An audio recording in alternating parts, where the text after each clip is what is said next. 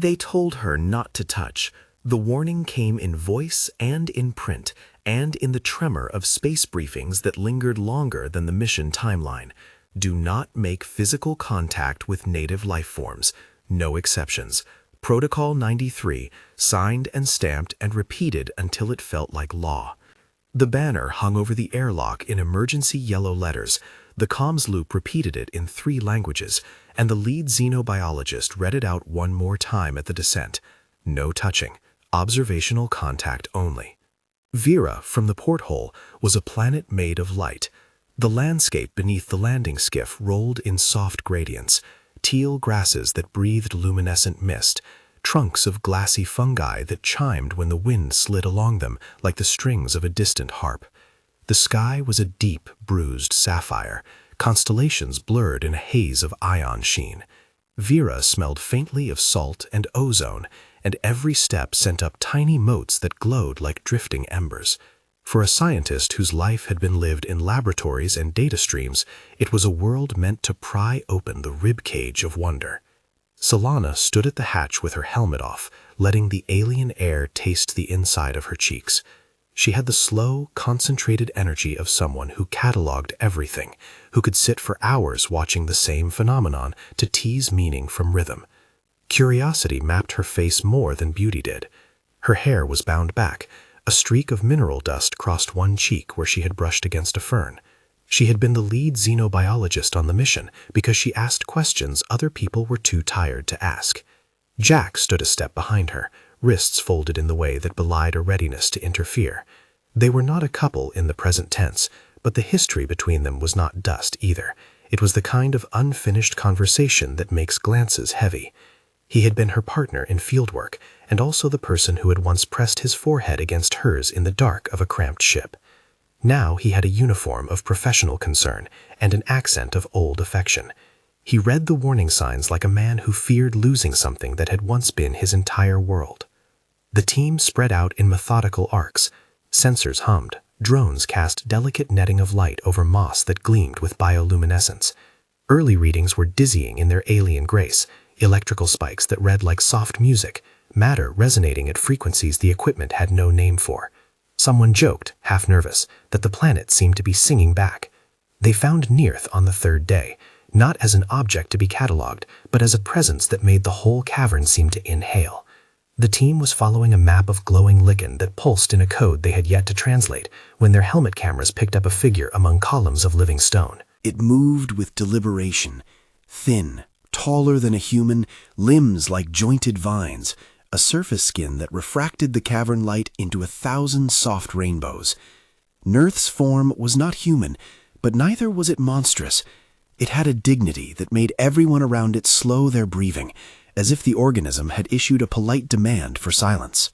Before any of the researchers could step closer, the room held a familiar hint of danger. One of the junior techs, eyes wide, tapped the simple warning glyph on her tablet and mouthed the mission protocol aloud. Do not make contact. Observe only. The warning had been clear from orbit, but seeing it displayed on the wall as a rule, while something alive and sentient regarded them, made it real again. Nearth lifted a limb in a motion that was not exactly a wave and not exactly a warning.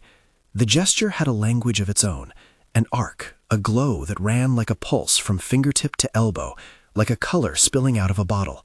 The team trained instruments to translate rhythm into data. To them, it read as a steady pattern, one long note followed by 2 short pulses, then silence. The linguist on comm said quietly, "It's clarifying space. It's saying, keep distance." Jack's jaw tightened. "We document," he reminded, voice low. The mission brief had been rehearsed into his bones. No touching, no exceptions. But the object of that rule hung there, wholly unthreatening, wholly luminous, and Solana's face had a look like someone staring at a question she could not yet parse. There was method in Solana's movement. She did not lurch forward like a child daring a flame. She stepped. She stepped because she had spent her life listening for the moments when rules met the possibility of discovery. She had been taught to be careful with living things, to be curious, not reckless. But the science that had driven her to Veera was also a kind of hunger.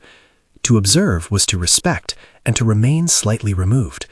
But curiosity, seated with a personal loneliness she rarely showed, leaned her body forward inch by inch. "Solana, don't," Jack said, quiet, the tone just under the sharpness of command, laced with something else that made the word heavier. Every piece of mission signage, every briefing, every trembling line in a field manual answered the call of logic: do not touch.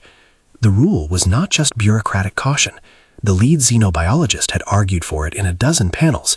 Unknown immunological interactions, the risk of cross-bonding, the ethics of interfering with an intelligent being. There were reasons written in long sentences on laminated pages. Nerth lifted that limb again, and then lowered it, as if indicating both boundary and invitation. Solana saw not a warning alone, but curiosity echoed.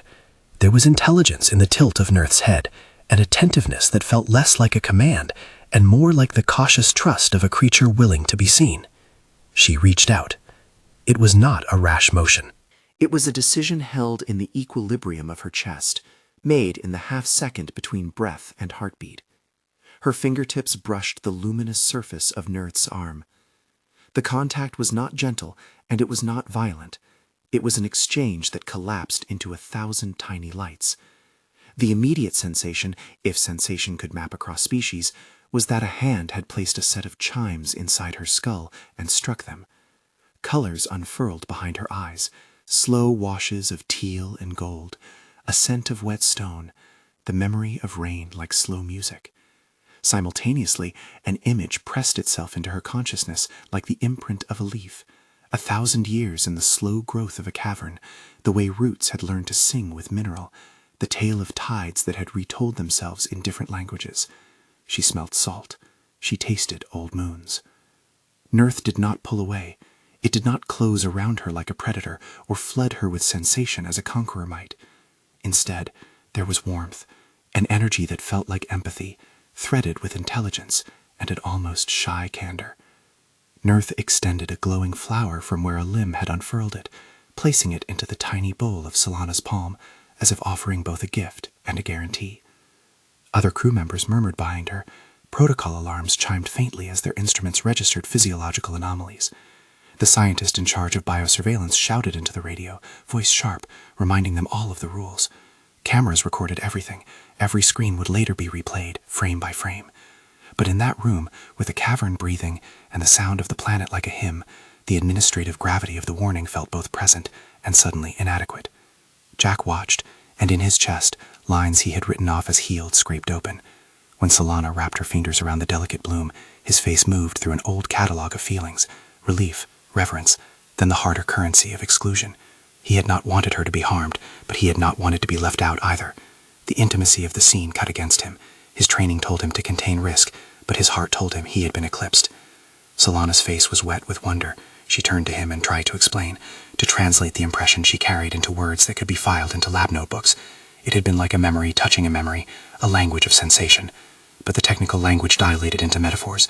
The data they would record later would not do justice to what it meant to stand in the presence of a being offering you the story of its world. If any justification were needed for her action, it lived in the syllables of her reasons. Science demanded contact sometimes, not to tear life apart, but to meet it. And beyond science, there was something personal. 2 decades of sterile lab air meant that when a living intelligence looked back, she felt a hunger not for romance, but for being known. The bond that formed in that touch did not cure anything, and it did not claim omnipotence. It knit 2 nervous systems into a thread of understanding. Solana felt Nerth's steady patience, the way that planet time moved like sap. Nerth felt, through the flicker, a human yearning, an ache of loneliness, and the hue of memory that was not its own. The bloom warmed in Solana's palm, and, absurdly, it felt like a promise. There were consequences in the room. Instruments recorded a spike in electromagnetic variance, as if the skin of the planet and the biology of Earth had brushed. The biosafety officer checked her readings out loud. "There are changes," she said. "Unpredictable. We need a containment protocol." The mission leader's voice came through the comms, flat and taut with a command learned by statute. "Document everything. Return to the skiff. No further contact." Solana held the bloom for a moment longer, and then, reluctantly, set it aside in the tray they'd brought for non-invasive samples. She explained as best she could that Nerth had given it, and that removing it entirely would be an ethical mistake. Her voice was steady, But when she and Jack walked back to the skiff, a tension existed between them that resembled a cord pulled too tight. That night, in the small, dim cabin shared by researchers on the skiff, Solana could still feel the echo of the contact in her bones. Sleep did not come easily. She replayed snatches of the exchange, how Nurth's light had threaded through her fingers, how the cavern seemed to breathe in time with her own heart. It was a sensation she knew she should file in data and distance, and not let touch the core of her decisions. But the bloom sat on the tray near her bunk, pulsing faintly like a small moon, and it kept her awake with its quiet insistence. Jack stared down at the same tray that night, looking at the flower as if it were an accusation. He told himself he was thinking of duty. The mission required objective distance. But he also thought of being pushed to the margins of a life with Solana that he'd imagined was still accessible. He had loved her with a kind of steady, old-fashioned devotion that did not glitter. It organized itself into small, practical acts, calibrating instruments, bringing back coffee, listening when she catalogued her fears. That devotion had, against his expectation, turned into expectation. Now, watching her choose the planet's eyes over his, a corrosive heat built in him that had nothing to do with reason. Jealousy is rarely cinematic in a single instant. It is a slow-acting compound. Jack began to keep lists, the times he had been there and not seen, the conversations he had been left out of, the intrusive images of Solana smiling at a light that was not his. He told himself he would act in the interest of the mission. The difference between the two was subtle at first. He walked the edge of the rules instead of across them. He questioned decisions in quiet conversations with the mission leader, noting anomalies in readings, urging caution. He lingered longer in the lab after shifts, poring through footage frame by frame. He found details a casual eye might miss, a rhythm in the bloom's pulse that suggested a pattern, a modulation in Solana's heartbeat when she approached Nurth. He catalogued them with clinical language, an eye to the mission report, while his thoughts threaded through a darker pattern of possessiveness. Meanwhile, the days with Nurth broadened into a fragile kind of education. Solana returned to the cavern when the leader allowed, speaking in small, guarded exchanges, and always under the watch of protocols. Nurth accepted the watchers without fanfare, continuing to show the team fragments of Veera's history through tactile echoes. Solana learned how sound traveled differently in Veera's underground holos, the way the mineral veins tuned themselves to certain days of the planetary orbit, the language of light the planet used to regulate growth. She drew it out into charts and notes. She also kept a private diary of impressions she did not plan to share. The relationship settled into a rhythm that felt less like romance and more like the deepening of a friendship, if a friendship could be described across species lines. There were moments of small domesticity that emphasized Jack's absence. Solana would look up from annotating a strange waveform and find Jack watching from the periphery with that old expression, concern braided with a wish to speak words he did not know how to speak anymore. She tried to include him. She asked for his opinion on an anomalous reading. He offered a technical correction. She smiled at something Nurth had communicated, a gesture that translated minimally into gratitude, and Jack's shoulders tightened. He began to arrive late to debriefs and leave early from sample preservations. He told himself there were small errors in the data that needed his attention. He cleaned instruments with a meticulous care that was both professional and performative. The team's official response consolidated around caution. Command in orbit issued stricter guidelines: keep data channels open, no physical interactions unless authorized, and no removal of native artifacts without a quarantine procedure. The rulebook thickened, but a bond had already formed. Nurth, in its slow accumulations of trust, brought Solana things, small gifts grown from light and mineral, a second bloom that was different in hue, a filament that hummed when held against the ear. Solana received them with gratitude and horror, a scientist trained to make every specimen accountable, yet stunned by an ethical knot she could not untie. The gifts were not trophies, they were offerings in a communal language. Jack watched as the gifts became tokens between them. He interpreted them as markers of territory. He misread the breadth of Solana's curiosity for the narrowness of an affection she had not offered him. The narrative in his head looped the same dangerous thought. If something about Nurth had hooked Solana, if something about that connection rewired her needs, then the mission and what they had been to each other was at risk. What began as professional caution hardened into personal fear. He did not begin with sabotage, he began with small edge tests.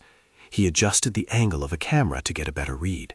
He introduced a sensor into the cavern that monitored electromagnetic flux at a higher frequency, ostensibly to refine data. He wrote up careful notes and left copies in the official log to be approved. Each act had plausible deniability. Each act could be justified as service to the mission. But tucked into the mesh of this increased observation was a private plan. If he could show that the bond carried risk, if he could produce an anomaly the command could not ignore, then they would have to choose between him and the strange new intimacy at the planet's heart. One evening, while Solana slept, Jack crouched near the secured tray with the second bloom. The labs were dim. The bloom pulsed faintly like a trapped horizon. He had reasons rehearsed in his mind that sounded like doctrine. He told himself, if the sample is unstable, it must be contained. If it is dangerous, it must be neutralized. But as his gloved fingers closed, an older, quieter thought came up. If he possessed knowledge without sharing it, he might shape the narrative. He might send an edited data packet, one that would highlight the volatility of the bloom, suggest a spike in neural transfer, imply an unpredictable physiological link. Command would respond. They would isolate Nirth. They would put the bloom under glass forever. Solana would be prevented from returning. Jack could be a protector in the eyes of the mission. He could be the one who saved them from making a mistake. He took the bloom. He told himself he would only copy the data, remove a petal to test in quarantine, and then return it. But the hand that closed around the plant kept it in his palm, a small living thing that pulsed against his suit. He wrapped it in sterile cloth and tucked it into his vest, then left the lab with the nonchalance of someone carrying odds and ends. Later, he would engineer a test run that produced the anomaly he wanted, a spike in a sample analyzed off-site that he could then record and forward to command. It would be subtle, it would be explainable, it would be decisive. Solana did not see the act. She slept giddily from exhaustion and the residue of close contact. That morning she woke to find Nirth waiting at the mouth of the cavern, still as a statue in luminous patience. It extended its limb and tapped the ground, an invitation to continue their slow exchange. Solana traced a path to it and felt the echo of the missing bloom like a small absence in the conversation. She looked at the tray and found it wanting. Her notes showed the second bloom had been there. The tray was empty. Panic made her hands clumsy with fear at first. Had it become a gift removed? Had she misplaced it? She checked logs. The cameras showed a figure near the lab late at night. For a brief moment, her mind flung to the possibility of theft, but the footage was too grainy, the angles too incomplete. She told herself not to leap. Jack pretended to be shocked. He pretended to be indignant on her behalf. He offered to comb the logs for her, his voice low with feigned concern. Alone, when they were supposed to be running diagnostics, he took a breath and edited the appendant data set he had created. He isolated a set of readings taken from his off-site test, the spike, the irregular neural echo, a convincing waveform that suggested transfer of electrical energy beyond predictable parameters. He prepared a message to command, concise and alarming, sprinkled with technical jargon that would trigger an immediate quarantine protocol. He would not mention his own handling of the sample. He would present himself as the problem solver. At the cavern's lip, Solana knelt and pressed her forehead to soft mineral, attempting to apologize without words. Nirth rested an arm across a column and hummed a note that felt like reassurance. In that vibration was the echo of the contact they had shared, a reminder that the link could be forged again without material tokens. The bloom's absence troubled her, but the presence of the being did not. She felt the same trust that had made her touch, the same call that had made her cross a rule she understood. Jack watched them and decided he would not simply call attention to a chemical anomaly. He would press send. He did not do it in malice at first. The press of his thumb against the comms pad was a kind of mercy in his own mind. He would save them, the mission, Solana too. The message left his console and slid toward orbit. He imagined the response. A protocol initiated, a quarantine. He imagined Solana safe under containment and angry at him, but alive. In his fantasy, the world would right itself, and he would be the person Solana turned to eventually, the one who had chosen what was necessary. But the truth about betrayals is that they rarely end when the first data packet is transmitted. They begin there and then collect momentum. Once the signal was out of his terminal, Jack felt a small frantic fear that cut like a bore into his chest. He had altered reality. He had made a choice that could not be undone with a single apology. Up in orbit, command received the packet and alarms clicked into place. Protocols flickered to life and the bright bureaucratic language of quarantine filled the mission feed. On Veera, the team assembled at the skiff, voices low and urgent. Solana's plea that the bond was not harmful, that Nirth had merely made a connection, ran thin against the weight of the instruments now pointing firmly toward hazard. The bloom, missing and unaccounted for, became a leverage piece in a narrative constructed by numbers and a screen. The mission leader raised a hand and said they would have to enforce isolation measures. Nirth watched the humans with a clarity that was not judgmental. Its limb moved through gestures that seemed to clean the air of tension, making a simple arc as if to say that it had been willing to share on terms of trust, and that it had not intended harm. The being's light dimmed a fraction in response to the tightening human choreography, as if it understood the impending barriers better than anyone could explain. Solana looked at Jack with eyes that were both accusing and hurt. "You sent it," she said, word by word. It was not a shout, but a tearing free of something. She meant the packet. She meant the missing bloom. She looked at him with the knowledge that his choice had invaded the space they had been building. Jack said he had done it for safety. He put that phrase forward like armor. He tried to explain through the sterile language of the mission documents, but his words landed thinly. He had not told her he'd taken the bloom. He had not told her he'd edited data. Between them stretched a fissure primed by fear and old tenderness. The mission cracked along it. Command ordered protocols, and the team moved to enforce them with a clinical efficiency that felt, to Solana, like a siege. Nirth retreated into the depth of the cavern with a deliberateness that was almost ceremonial. It left behind a single filament that hummed low and cool on the stone, a small remnant that seemed like a benediction or a plea. In the control room of the skiff, Jack sat with his palms flat on his knees. He watched the team put nets of light over the cavern entrance and deploy neutralizing frequencies meant to prevent further bonding. He watched Solana argue with reasoning that slid like oil against the gears of command. He watched the being he had once admired and feared step away into the mute dark. He had intended protection. He had intended rescue. The bloom in his vest had pulsed like a forbidden heart, a thing that hummed with consequence and could not be returned to the state of innocence. He had deluded himself into thinking that a path to safety existed that did not cost him the certain knowledge that he had interfered. As the team prepared for a delicate withdrawal under the watchful eyes of surveillance in quarantine, Jack exhaled and reached for the hidden bloom. He unwrapped it and looked at it under the lamplight, the colors running like slow meteors. For a moment he considered returning it to Nirth, to own his action and see how the being would take the gesture. For a sliver of time he imagined confession and consequence, and then forgiveness, or at least truth. Instead, he made a different decision. He recorded a quick, edited clip using the bloom as the key piece of evidence. He staged it to look as if the bloom had caused the spike he had reported. He painted the narrative with the colors of duty and fear, and then, with a hand that trembled in more ways than one, he encrypted the file and sent it through a private channel flagged for command urgency. Outside, at the cavern mouth, Solana knelt by a filament that pulsed like a saved heartbeat. She laid her palm against it and felt a whisper of the bridge they had shared. The world around her was collapsing into procedural containment. She could see the nets of force field growing up like frost on the edges of their trust. She did not yet know that a private file was traveling through the ether to decide what would happen to them, or that the person she once considered an ally had quietly chosen a path that would break what they had all come to study. Jack watched her from the threshold of the control room, and as the private message left his terminal, the weight of what he had set in motion felt both inevitable and catastrophic. He had been warned, ethically and legally, of the dangers of contact. He had watched someone he loved cross that line. He had acted. The betrayal, for all the rationality he disguised it with, was born of fear and a kind of aching desire to hold on. Nirth sank deeper into its cavern and pulsed once, a long note that carried no malice and no invitation. Veera held its breath. The team prepared for the arrival of command officers from orbit, ordered and severe, whose protocols would not bend to sentiment. Solana rose from her small connection to the filament and turned to look at Jack, seeking the openness that had once existed between them. She saw the shadow of a decision in his face and did not yet know its form. The bloom in Jack's hand was a literal small thing. The effects of what he had done would not be. He had planted a seed of protocol, of isolation, of a narrative that could be prosecuted as a necessity. The planet would be surveyed under harsher lights. Nirth might be taken, or worse, forced into containment that would unravel the fragile mutual teaching they had begun. Out in the cavern, the filament pulsed like a low, patient heartbeat. Solana touched it and felt the ghost of 1,000 slow seasons cross her mind. She thought of what touching again might mean, of the ethical tangle she had created for herself when she reached out.